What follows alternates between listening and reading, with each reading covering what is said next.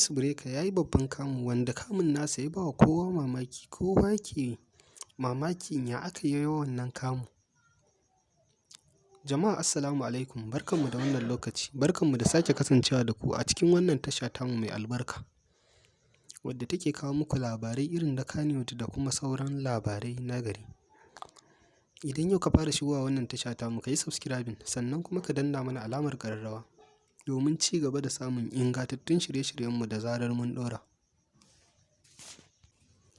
A sabon bidiyon da Hamisu Breaker zai saki ya yi babban kamu a cikin wata waƙarsa mai suna ƙauna, wadda ko sakin waƙar ba a yi ba, wadda kamun da muna kyautata zaton zai gamsar da ku fiye da yadda sauran bidiyos ɗin da ya yi a baya suka gamsar da ku. Kamar yadda ya yi babban kamu a waƙarsa ta ƙarshe ɗin nan, bidiyonsa mai suna ɗan dako. To insha Allahu na yanzu za ku yi mamakin kyan da zai, domin ya yi babban kamu yana ɗauke da shahararriyar jaruman nan wato Hadiza Gabon, wadda kawo ta cikin aikin ya ba wa kowa mamaki. Kowa yake tunanin ya aka yi ya kawo Hadiza Gabon cikin wannan aikin nasa mai suna ƙauna. Aikin dai ƙauna aiki ne wanda ya tara manyan daraktoci, don ba darakta ɗaya ba ne ya ba da umarnin wannan aiki. Daraktoci ne waɗanda ake ji da su a wannan lokaci, a wannan ɓangare, wanda suna daga cikin manyan daraktoci a masana'antar Kannywood. Su ne za su ba da umarnin wannan waƙa mai suna ƙauna.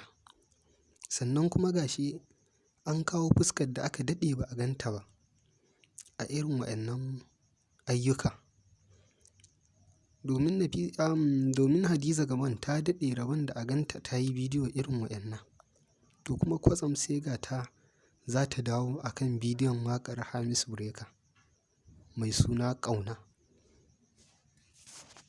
Duk da dai mutane da yawa suna mamakin ya aka yi ta yadda za ta yi wannan aiki. Domin da yawa mutane ba su yi zaton za ta yi ba, kuma sai ga shi ta karɓa. Ta mutunta aikin cikin mutuntawa ga mawaƙin wato Hamisu Breaker da girmamawa. Shi ma kuma ya ba ta cikin mutuntawa da girmamawa. Kada ka manta, idan yau ka fara shigowa wannan tasha tamu, ka yi mana subscribing sannan kuma ka danna mana alamar ƙararrawa domin ci gaba da samun ingantattun shirye-shiryenmu da zarar mun ɗora. Wannan tasha tamu dai muna ƙara jaddada muku tasha ce da take kawo muku labarai irin na Kannywood, irin abubuwan da suke wakana da sauransu. Mun gode.